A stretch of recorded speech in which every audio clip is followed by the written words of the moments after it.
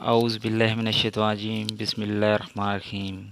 حضرت خالد بن ولید رضی اللہ تعالیٰ عنہ کی تاریخی کہانی اور اس کی یہ تیسری قسط آپ کی خدمت میں پیش کرتا ہوں۔ مسلمانوں کی جنگی چالوں کی خوبیاں اور اپنی خامیاں بتائے گا، مگر ولید کا انداز ایسا اور اس کے ہونٹوں پر مسکراہٹ ایسی تھی جیسے اس پر کوئی پراسرار اثر ہو۔ ولید کچھ تو بتاؤ، خالد نے اس سے پوچھا۔ میں اپنی شکست کا انتقام لینا چاہتا ہوں۔ قریش کے تمام سردار اگلی جنگ میں شامل ہو رہے ہیں۔ ہم ارد گرد کے قبائل کو بھی ساتھ ملا رہے ہیں اور وہ مکہ میں جمع ہونا شروع ہو گئے ہیں۔ سارے عرب کو اکٹھا کر لو خالد، ولید نے کہا۔ تم مسلمانوں کو شکست نہیں دے سکو گے۔ میں نہیں بتا سکتا کہ محمد صلی اللہ علیہ وآلہ وسلم کے ہاتھ میں کوئی جادو ہے یا ان کا نیا عقیدہ سچا ہے، یا کیا بات ہے کہ میں ان کا قیدی ہوتے ہوئے بھی انہیں ناپسند نہیں کیا۔ پھر تم اپنے قبیلے کے غدار ہو، ہشام نے کہا۔ غدار ہو یا تم پر ان کا جادو کا اثر ہو گیا ہے۔ وہ یہودی پیشوا ٹھیک کہتا ہے کہ محمد صلی اللہ علیہ وسلم کے پاس کوئی نیا عقیدہ اور نیا مذہب نہیں، اس کے ہاتھ میں کوئی جادو آ گیا ہے۔ جادو ہی تھا، ورنہ بدر میں قریش شکست کھانے والے نہیں تھے، خالد نے کہا۔ ولید جیسے ان کی باتیں سن ہی نہیں رہا تھا۔ اس کے ہونٹوں پر تبسم تھا اور وہ مڑ مڑ کر مدینے کی طرف دیکھتا تھا۔ مدینہ سے کچھ دور ذوالحلیفہ کے نام کی ایک جگہ ہوا کرتی تھی۔ تینوں بھائی وہاں پہنچے تو رات گہری ہو چکی تھی۔ رات گزارنے کے لیے وہ وہیں رہ گئے۔ صبح آنکھ کھلی تو ولید غائب تھا، اس کا گھوڑا بھی وہاں نہیں تھا۔ خالد اور ہشام سوچ کر اس نتیجے پر پہنچے کہ ولید واپس مدینہ چلا گیا ہے۔ انہوں نے دیکھا کہ اس پر کوئی اثر تھا، یا یہ اثر مسلمانوں کا ہی ہو سکتا تھا۔ دونوں بھائی مکہ آ گئے۔ چند دنوں بعد انہیں مکہ میں ولید کا زبانی پیغام ملا کہ اس نے محمد صلی اللہ علیہ وآلہ وسلم کو خدا کا سچا رسول تسلیم کر لیا ہے، اور وہ آپ صلی اللہ علیہ وسلم کی شخصیت اور باتوں سے اتنا متاثر ہوا ہے کہ اس نے اسلام قبول کر لیا ہے۔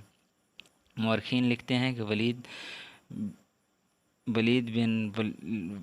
ولید بن الولید رسول اکرم صلی اللہ علیہ وسلم کے منظور نظر رہے، اور انہوں نے مذہب میں بھی اور کفار کے ساتھ مارکارائی میں بھی نام پیدا کیا۔ خالد کو اس وقت بہت غصہ آیا تھا۔ ایک تو اس کا بھائی گیا، دوسرے 4000 درہم گئے۔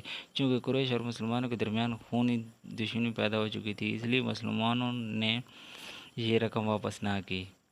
رقم واپس نہ کرنے کی دوسری وجہ یہ تھی کہ ولید نے رسول کریم صلی اللہ علیہ وسلم کو بتا دیا تھا کہ قریش مسلمانوں کے خلاف فیصلہ کن جنگ کی تیاری کر رہے ہیں اور اس کے لیے بے انداز درہم دینار اکٹھے کیے جا رہے ہیں۔ خالد مدینہ کی طرف چلا جا رہا تھا۔ اسے افق سے ایک کوہان سی اڑتی ہوئی نظر آنے لگی۔ خالد جانتا تھا کہ یہ کیا ہے۔ یہ احد کی پہاڑی تھی جو مدینہ سے 4 میل شمال میں ہے۔ اس وقت خالد ریت کی بڑی لمبی اور کچھ اونچی ٹیکری پر چلا جا رہا تھا۔ احد خالد کے ہونٹوں سے سرگوشی نکلی اور اسے اپنی للکار سنائی دینے لگی۔ میں ابو سلیمان ہوں۔ اس کے ساتھ ہی اسے ایک خونریز جنگ کا شور و غل اور سینکڑوں گھوڑوں کے ٹاپ اور تلواریں ٹکرانے کی آوازیں سنائی دینے لگی۔ خالد یہ جنگ لڑنے کے لیے بےتاب تھا اور اس نے یہ جنگ لڑی۔ خالد کا ذہن پیچھے ہٹتا گیا۔ 4 ہی سال پہلے کا واقعہ تھا۔ مارچ 625 عیسوی شوال 3 ہجری کے مہینے میں قریش نے مدینہ پر حملہ کرنے کے لیے جو لشکر تیار کیا تھا وہ مکہ میں اکٹھا ہو چکا تھا۔ اس کی کل تعداد 3000 تھی۔ اس میں 700 افراد نے زرہ پہن رکھی تھی۔ گھوڑ سوار 200 کے لگ بھگ تھے، اور اسد اور سامان جنگ 3000 اونٹوں پر لدا ہوا تھا۔ یہ لشکر کوچ کے لیے تیار تھا۔ خالد کو ایک روز پہلے کی بات کی طرح یاد تھا کہ اس لشکر کو دیکھ کر وہ کس قدر خوش ہوا تھا۔ انتقام کی آگ کا بجھانے کا وقت آ گیا تھا۔ اس لشکر کا سالار اعلیٰ ابو سفیان تھا، اور خالد اس لشکر کے ایک حصے کا کمانڈر تھا۔ اس کی بہن بھی اس لشکر کے ساتھ جا رہی تھی۔ اس کے علاوہ 14 عورتیں اس لشکر کے ساتھ جانے کے لیے تیار تھیں۔ ان میں ابو سفیان کی بیوی ہندہ بھی تھی۔ عمر بن العاص کی اور ابو جہل کے بیٹے اکرمہ کی بیویاں بھی شامل تھیں۔ باقی سب گانے بجانے والیاں تھیں۔ سب کی آواز میں سوز تھا اور ان کے ساتھ دف اور ڈھولک تھے۔ ان عورتوں کا جنگ میں یہ کام تھا کہ جوشیلے اور جذباتی گیت گا کر سپاہیوں کا حوصلہ بلند رکھیں اور ان کی یاد تازہ کرتی رہیں جو جنگ بدر میں مارے گئے تھے۔ خالد کو افریقہ کا ایک حبشی یاد آیا جس کا نام وحشی بن حرب تھا۔ وہ قریش کے ایک سردار مجیر بن معتم کا غلام تھا۔ وہ دراز قد اور سیاہ رو اور طاقتور تھا۔ اس نے برچھی کے مارنے کے فن میں شہرت حاصل کی تھی۔ اس کے پاس افریقہ کی بنی ہوئی برچھی تھی۔ اس کا افریقی نام کچھ اور تھا۔ اس عربی نام مجیر نے اس کے جنگی کمالات دیکھ کر دیا تھا۔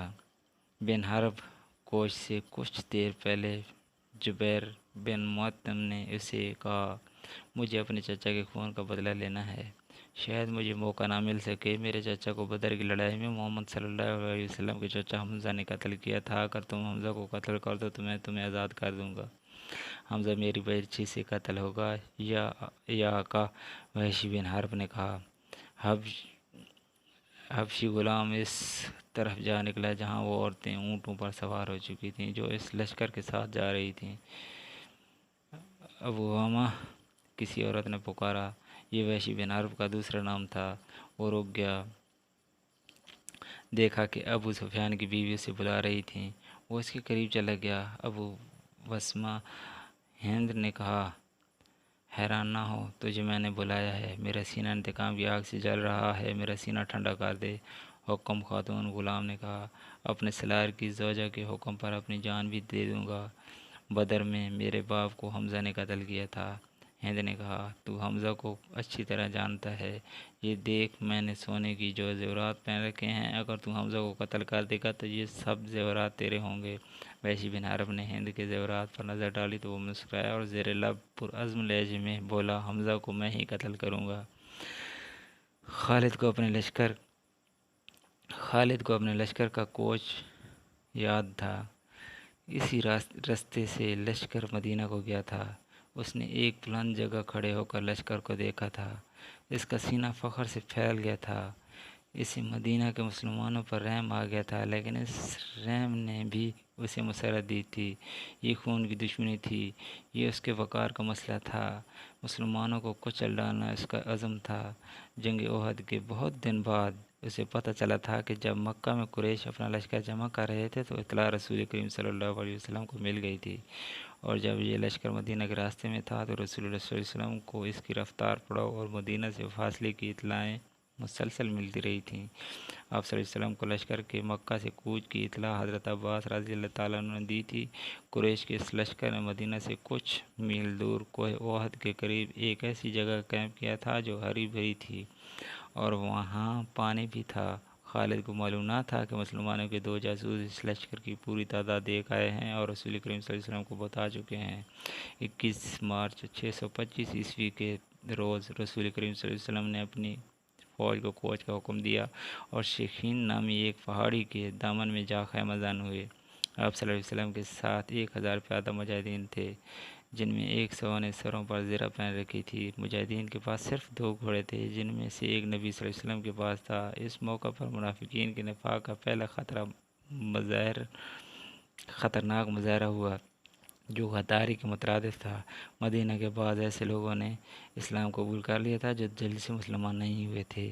انہیں رسول اللہ صلی اللہ علیہ وسلم نے منافقین کہا تھا۔ کسی کے متعلق یہ معلوم کرنا کہ وہ سچا مسلمان ہے یا منافق بہت مشکل تھا۔ جب مجاہدین مدینہ سے شیخین کی پہاڑی کی طرف کوچ کرنے لگے تو ایک بااثر آدمی جس کا نام عبداللہ بن ابی تھا، رسول اللہ صلی اللہ علیہ وسلم کے ساتھ اس بحث میں الجھ گیا کہ قریش کا لشکر 3 گنا ہے، اس لیے مدینہ سے باہر جا کر لڑنا نقصان دہ ہوگا۔ آپ صلی اللہ علیہ وسلم نے مجاہدین کے دوسرے سرداروں سے رائے لی تو اکثریت نے یہ کہا کہ شہر سے باہر لڑنا زیادہ بہتر ہوگا۔ آپ صلی اللہ علیہ وسلم نے عبداللہ بن ابی کے ہی ہم خیال تھے، لیکن آپ صلی اللہ علیہ وسلم نے اکثریت کا فیصلہ ہی منظور فرمایا اور کوچ کا حکم دے دیا۔ عبداللہ بن ابی نے شہر سے باہر جانے سے انکار کر دیا۔ اس کے پیچھے ہٹنے کی دیر تھی کہ لشکر میں سے 300 آدمی پیچھے ہٹ گئے۔ تب پتہ چلا کہ یہ سب منافقین تھے اور عبداللہ ان کا سردار ہے۔ اب 3000 کے مقابلے میں مجاہدین کی نفری صرف 700 رہ گئی تھی۔ رسول اللہ صلی اللہ علیہ وسلم برداشتہ نہ ہوئے اور 700 ہی کے ساتھ لے کر کوہ احد کے دامن میں شیخین کی مقام پر مجاہدین کو جنگی ترتیب میں کر دیا۔ خالد نے بلند ٹیکری پر کھڑے ہو کر مسلمانوں کی ترتیب دیکھی تھی اور اس نے اپنے سالار اور ابو سفیان کو بتایا تھا کہ اپنے دستے کی جگہ طے کر لی۔ رسول اکرم صلی اللہ علیہ وسلم نے مجاہدین کو کم و بیش 1000 گز لمبائی میں پھیلا دیا۔ پیچھے وادی تھی، مجاہدین کے ایک پہلو کے ساتھ پہاڑی تھی لیکن دوسرے پہلو پر کچھ نہیں تھا۔ اس پہلو کو مضبوط رکھنے کے لیے رسول اکرم صلی اللہ علیہ وسلم نے 50 تیر اندازوں کو قریب کی ایک ٹیکری پر بٹھا دیا۔ ان تیر اندازوں کے کمانڈر عبداللہ بن جبیر تھے۔ اپنی ذمہ داری سمجھ لو۔ عبداللہ رسول اللہ صلی اللہ علیہ وسلم نے اسے ہدایت دیتے ہوئے فرمایا تھا، اپنے عقب کو دیکھو، دشمن ہمارے عقب میں نقل و حرکت کر سکتا ہے جو ہمارے لیے خطرہ ہے۔ دشمن کے پاس گھوڑ سوار زیادہ ہیں، وہ ہمارے پہلو پر گھوڑ سواروں سے حملہ کر سکتا ہے۔ اپنے تیر اندازوں کو گھوڑ سواروں پر مرکوز رکھو، پیادوں کا مجھے کوئی ڈر نہیں۔ تقریباً تمام مستند مورخین جن میں ابن ہشام اور واقدی خاص طور پر قابل ذکر ہیں، لکھتے ہیں کہ رسول اللہ صلی اللہ علیہ وسلم نے عبداللہ بن جبیر کو واضح الفاظ میں کہا تھا، ہمارا عقبہ صرف تمہاری بیداری اور مستعدی سے محفوظ رہے گا، تمہاری ذرا سی کوتاہی بھی ہمیں بڑی ذلت آمیز شکست دے سکتی ہے۔ یاد رکھو عبداللہ، اگر تم دشمن کو بھاگتے ہوئے اور ہمیں فتح یاب ہوتے ہوئے دیکھ لو تو بھی اس جگہ سے نہ ہلنا۔ اگر دیکھو کہ ہم پر دشمن کا دباؤ بڑھ گیا ہے اور تمہیں ہماری مدد کے لیے پہنچنا چاہیے تو بھی یہ جگہ نہ چھوڑنا۔ پہاڑ کی یہ بلندی دشمن کے قبضے میں نہیں جانی چاہیے، یہ بلندی تمہاری ہے، وہاں سے تم نیچے اس تمام علاقے کو حکمران ہوگے جہاں تک تمہارے تیر اندازوں کی تیر پہنچیں گے۔ خالد نے مسلمانوں کی ترتیب دیکھی اور ابو سفیان کو بتایا کہ مسلمان کھلے میدان کی لڑائی نہیں لڑیں گے۔ ابو سفیان کو اپنی کثیر نفری پر ناز تھا، وہ چاہتا تھا کہ لڑائی کے میدان میں یعنی لامحدود مال پر ہوتا تاکہ وہ اپنے پیادوں اور گھوڑوں کی افراد سے مجاہدین اسلام کو کچل ڈالے۔ خالد کو اپنے باپ نے جنگی چالوں کی تربیت بچپن سے دینی شروع کر دی تھی۔ دشمن پر بے خبری میں پہلو یا عقب سے جھپٹنا اور دشمن کو چکر دے دے کر مارنا، اپنے دستوں کی تقسیم اور ان پر کنٹرول اس کی تربیت میں شامل تھا جو اسے باپ نے دی تھی۔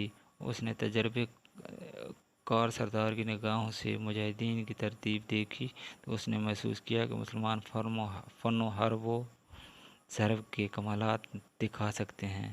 جو ابو سفیان اپنی فوج کو مسلمانوں کے بالمقابل لے گیا۔ اس نے گھوڑ سواروں کو مسلمانوں کے پہلوؤں پر حملہ کرنے کے لیے بھیجا۔ ایک پہلو پر خالد اور دوسرے پر اکرمہ تھا، دونوں کے ساتھ 100 گھوڑ سوار تھے۔ تمام گھوڑ سواروں کا کمانڈر عمر بن العاص تھا۔ پیادوں کے آگے ابو سفیان نے 100 تیر انداز رکھے۔ قریش کا پرچم طلحہ بن ابو طلحہ نے اٹھا رکھا تھا۔ اس زمانے کی جنگوں میں پرچم کو دل جیسی اہمیت حاصل تھی۔ پرچم کے گرنے سے فوج کا حوصلہ ٹوٹ جاتا اور بھگدڑ مچ جاتی تھی۔ قریش نے جنگ کی ابتدا اس طرح کی کہ ان کی صفوں سے ایک شخص ابو عامر فاسق آگے کو ہو کر مجاہدین کے قریب چلا گیا۔ اس کے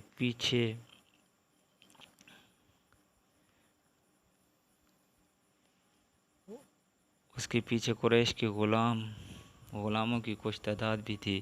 ابو عامر مدینہ کا رہنے والا تھا، وہ قبیلہ اوس کا سردار تھا۔ جب رسول اکرم صلی اللہ علیہ وسلم مکہ سے ہجرت کر کے مدینہ گئے تو ابو عامر نے قسم کھا لی تھی کہ وہ آپ صلی اللہ علیہ وسلم کو اور تمام مسلمانوں کو مدینہ سے نکال کر دم لے گا۔ اس پر ایک بڑی ہی حسین یہودن کا اور یہودیوں کے مال و دولت کا طلسم طاری تھا۔ یہودیوں کی اسلام دشمن کاروائیاں زمین دوز ہوتی تھیں، بظاہر انہوں نے مسلمانوں کے ساتھ دوستی اور فرمانبرداری کا معاہدہ کر رکھا تھا۔ ابو عامر انہی کے ہاتھوں میں کٹھ پتلی بنا ہوا تھا، لیکن یہودیوں نے اسے قریش کا دوست بنا رکھا تھا۔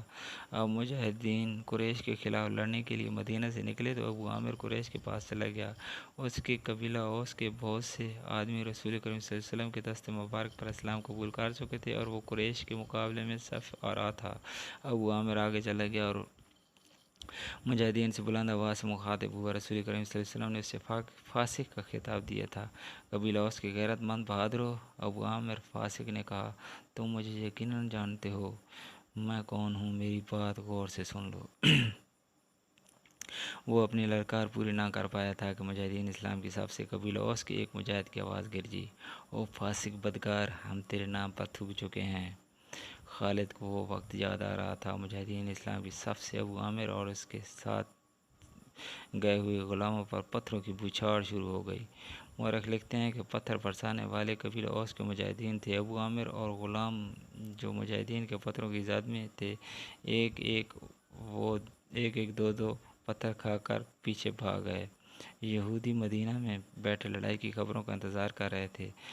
جس یہودین کے طلسم میں ابو عامر گرفتار تھا، وہ اپنی کامیابی کی خبر سننے کے لیے بےتاب تھی۔ اسے ابھی معلوم نہ تھا کہ اس کے حسن و جوانی کے طلسم کو مسلمانوں نے مسمار کر دیا ہے۔ ابو عامر فاسق کے اس واقعے سے پہلے دو عورتیں جو قریش کے لشکر کے ساتھ گئی تھیں، لشکر کے درمیان کھڑی ہو کر سریلی آوازوں میں ایسے گیت گا رہی تھیں جن میں بدر میں مارے جانے والے قریش کا ذکر ایسے الفاظ میں، ایسی طرز میں کیا گیا تھا کہ سننے والوں کا خون کھولتا اور رونگٹے کھڑے ہو جاتے تھے۔ ان عورتوں میں سے ایک دو نے جوشیلی تقریروں کی صورت میں بھی قریش کے خون کو گرمایا تھا۔ عورتوں کے پیچھے چلے جانے کا حکم ملا تو ابو سفیان کی بیوی نے ایک گھوڑے پر سوار ہو کر ایک گیت گانا شروع کر دیا۔ اس کی آواز بلند تھی اور اس میں سوز بھی تھا۔ تاریخ لکھنے والوں نے اس گیت کے پورے اشعار قلم بند نہیں کیے۔ انہوں نے لکھا ہے کہ یہ گیت فحش تھا، جس میں مرد عورت کے درپردہ تعلقات کا ذکر تھا۔ اشعار جو تاریخ میں آئے ہیں وہ اس طرح ہیں۔ ان میں جس عبدالدار کا نام آتا ہے بنو عبدالدار ہے۔ بنو امیہ اسی کی ایک شاخ تھی۔ بنو عبدالدار قریش کا بہت اونچا خاندان تھا۔ عبدالدار کے سپوتوں، ہمارے گھرانوں کے پاسبانوں، ہم رات کی بیٹیاں ہیں، ہم تکیوں کے درمیان حرکت کرتے ہیں، اس حرکت میں لطف اور لذت ہوتی ہے۔ تم دشمن پر چڑھ دوڑے تو ہم تمہیں اپنے سینوں سے لگا لیں گی، تم بھاگ گئے تو ہم تمہارے قریب نہیں آئیں گی۔ اس کے بعد ابو عامر فاسق پر مجاہدین اسلام کی طرف سے سنگباری ہوئی اور اس کے فوراً بعد قریش نے مجاہدین پر تیر پھینکنے شروع کر دیے۔ مجاہدین نے اس کے جواب میں تیر برسائے۔ خالد اپنے پہلو والے مسلمانوں کے پہلو پر حملہ کرنے کے لیے اپنے 100 سواروں کے ساتھ تیزی سے بڑھا۔ اسے معلوم نہ تھا کہ بلندی پر تیر انداز چھپے بیٹھے ہیں۔ اس کے سوار بے دھڑک چلے آ رہے تھے۔ راستہ ذرا تنگ تھا، سواروں کو آگے پیچھے ہونا پڑا۔ خالد سوچ سمجھ کر اپنے سوار دستے کو اس پہلو پر لایا تھا۔ اپنے باپ کی تربیت کے مطابق اسے بڑی خود اعتمادی سے توقع تھی کہ وہ ہلّا بول کر مسلمانوں کو اس پوزیشن میں لے آئے گا کہ وہ پسپا ہو جائیں گے، اور اگر جم کر نہ لڑے تو قریش۔ باقی اگلی قسط میں۔ پلیز سبسکرائب کر لیں۔ شکریہ۔ کوئی غلطی ہوئی ہو تو معاف کر دینا۔